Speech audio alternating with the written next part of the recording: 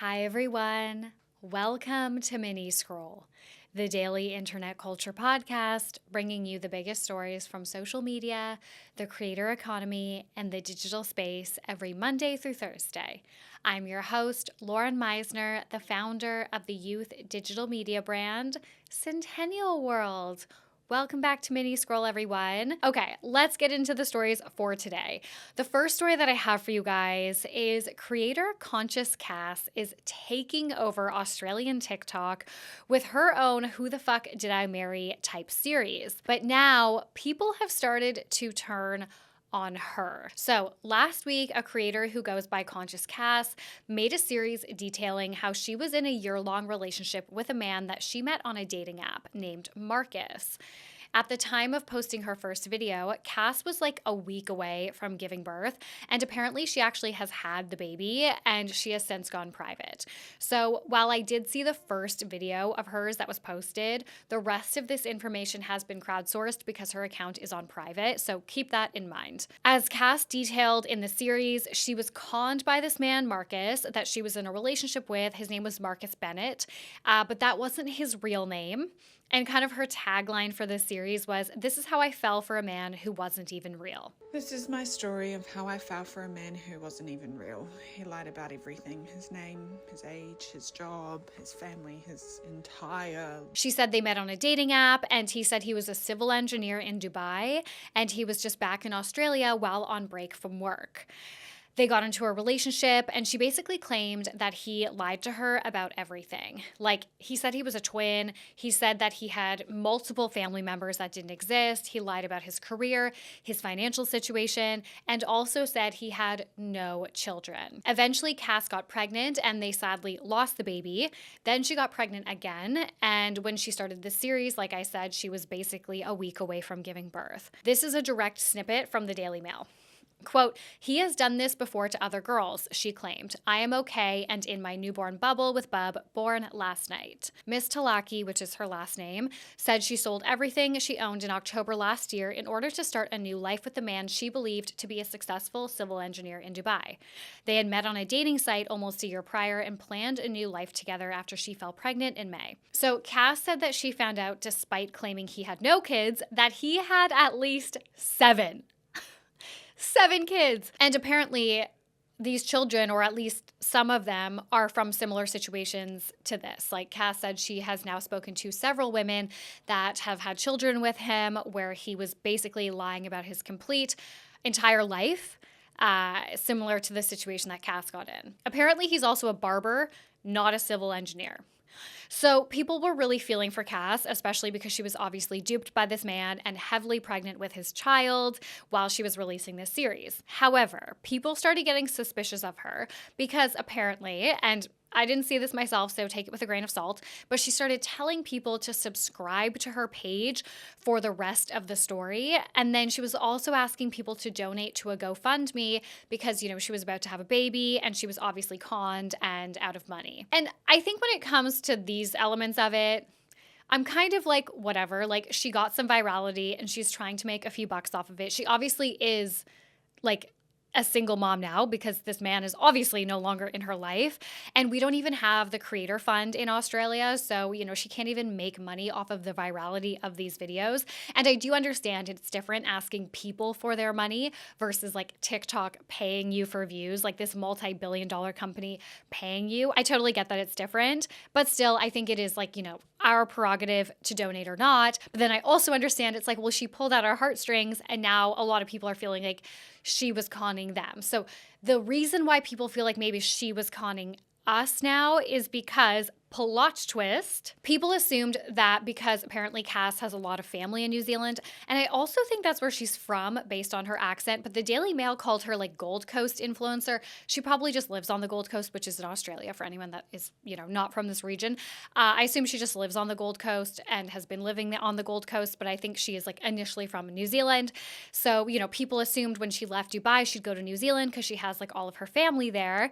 However, during a TikTok live this week off the back of this kind of viral fame, it was revealed that after leaving Dubai, Cass came back to Australia and has been living with an influencer called J-Muck. J-Muck was known to be in a relationship with another influencer, Maddie Hale, who was also pregnant. So everyone was like, okay, what happened here? A lot of people assumed that maybe something really shady went on between like Cass and J-Muck and Maddie Hale. So then they clarified that Cass and J-Muck, okay, so Cass is like the original one who was duped, and this influencer that she's now living with, have a son together already. And she came back to Australia with nowhere to live because she didn't want to keep her son away from J-Muck by moving back to New Zealand where she has family. So basically saying like I had no choice but to move in with him because I was essentially homeless and needed to be in Australia for our son. But then this led users to be like, well, you were about to move to Dubai with his son? Like what? So all of this made people question if Cass had been having maybe like some type of affair with J-Muck behind Maddie's back, and if that's why J-Muck and Maddie split. However, J-Muck has now clarified in his own video that he and Maddie split before Cass moved in. Obviously, a lot of people see a lot of things circulating, this and that. The last thing I want to do is encourage anyone to talk shit about the mother of my children or anyone in my family or my son's mum, anything like that. And one thing I just want to clarify, I put up that status this morning just to clarify that EJ's mum has moved in with me, but that was after me and Maddie split. But this has just made people very sus on Cass, which I think is why she went private. And Cass's GoFundMe apparently has started refunding people as well. Again, I cannot confirm this. However, she did just have a baby, and I do imagine like all of the attention and now all of like the drama and the backlash around it. She probably also went on private because she is trying to protect her peace. The final part of this, however, again, this is a direct snippet from the Daily Mail. Quote, as she went into labor, Bennett allegedly used another one of his aliases and pretended to be a friend in Dubai. He claimed the Queensland police were involved in the saga. Hello, I urgently need your help. Read one message sent to a stranger who had shared Cass's videos online. Is there any way you can contact her straight to TikTok?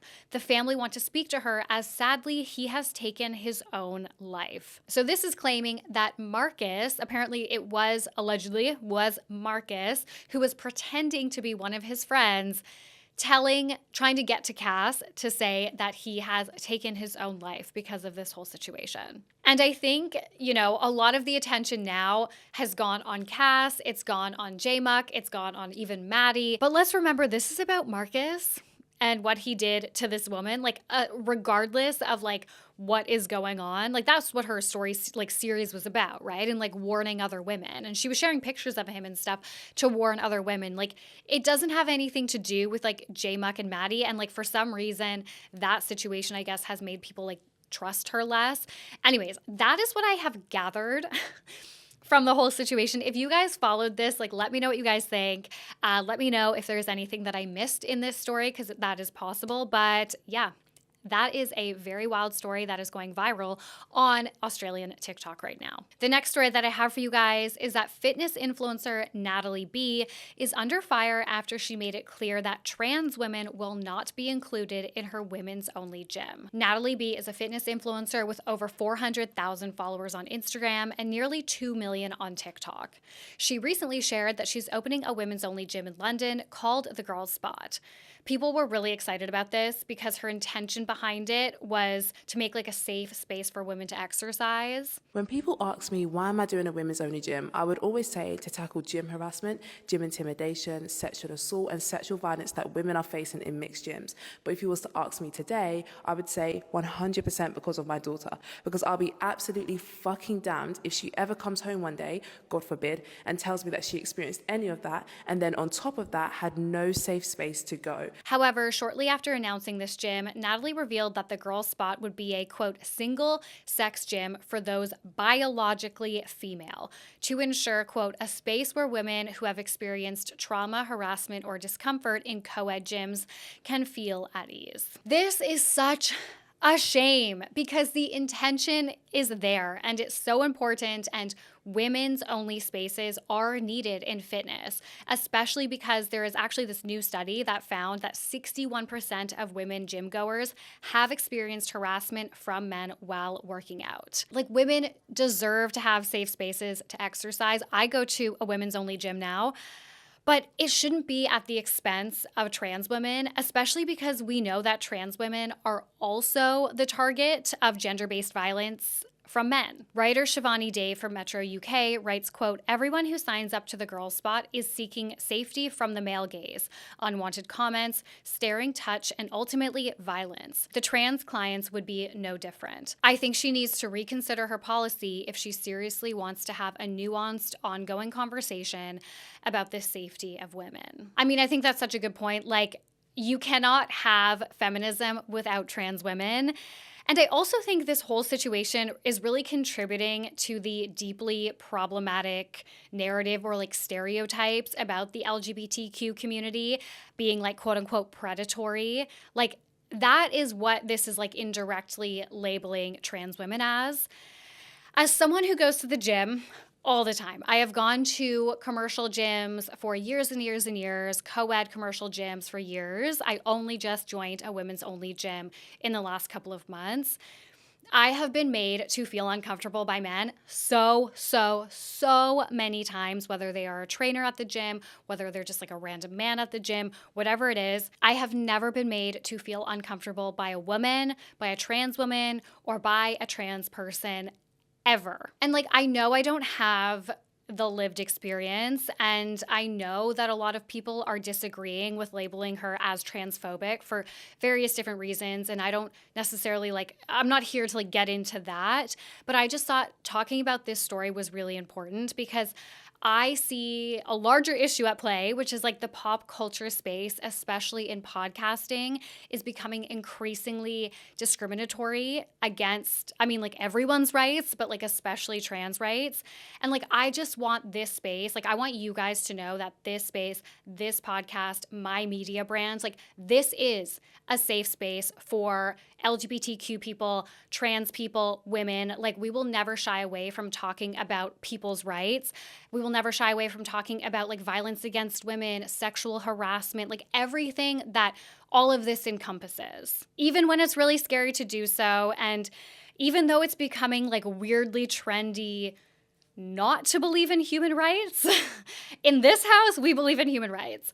And you can have both. You can have a women's only space. You can make a safe space for women. You can have the intention to be giving that to women and to be, providing this amazing, safe experience for women while also including trans women. It doesn't have to be one or the other. And we're never going to get anywhere if we don't start actively choosing intersectionality. That doesn't mean that it's perfect. I am sure there are so many times personally where I say things on this podcast and it is from such a privileged cisgender white woman lens. I totally understand that and respect that, but we have to make conscious efforts to do better all the time, or we are literally never going to get anywhere. And this world, you guys, things are not well. Things are not well. So yes, I wanted to cover this story because I think it's important to cover things like this and to be talking about it from this perspective of the fact that so many pop culture spaces lately will not cover stories like this or topics like this. And it is, like I said, kind of becoming trendy in a weird way to be anti-human rights. And that is just not what we believe in here. Okay. We also believe in animal rights here, because the next story I'm going to be sharing how U.S. influencer Samantha Strabel is defending herself against criticism when she took a baby wombat from its mother while in Australia. That is a sentence that I do feel would put a Victorian child into a coma. So last week, American hunting influencer Samantha Strabel, also known as Sam Jones, posted a video on her Instagram where she snatched a baby wombat from the side of the road from its mother while she was in Australia. Just caught a baby wombat.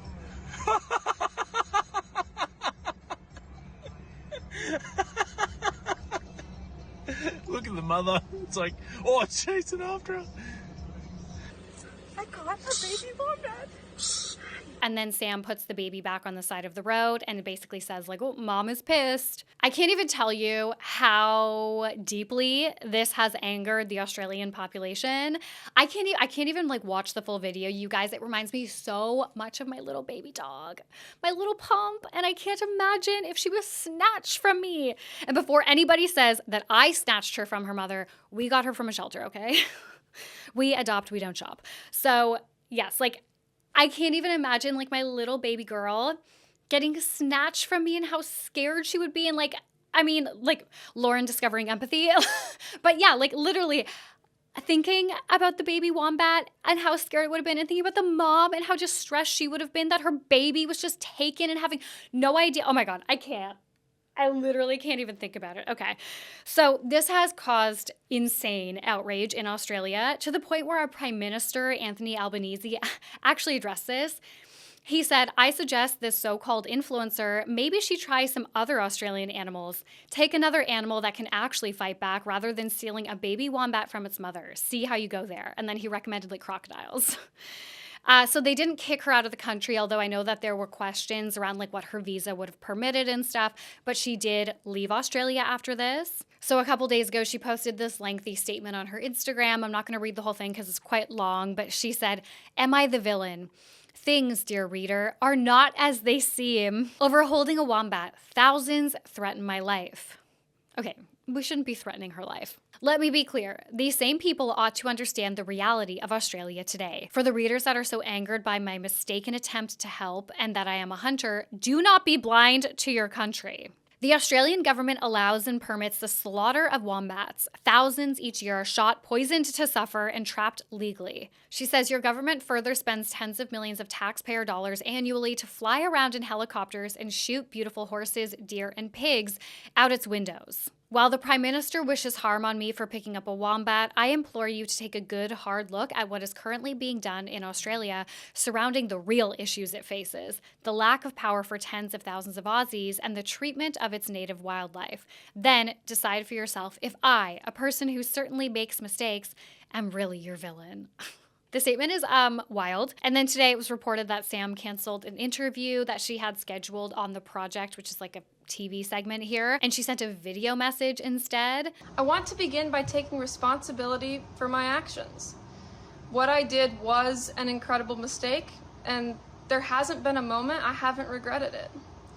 However, there's something much bigger at play here, and it would be a disservice to ignore it. If this situation has proven anything, it's proven that Australians care deeply about their wildlife, and that is something I intensely admire. Every year, however, the Australian government issues permits for the killing of thousands and thousands of wombats across Australia, along with millions of kangaroos. I have just shared never-before-seen photos of these exact culling operations going on in Australia today on X with the username @AustraliaCulls.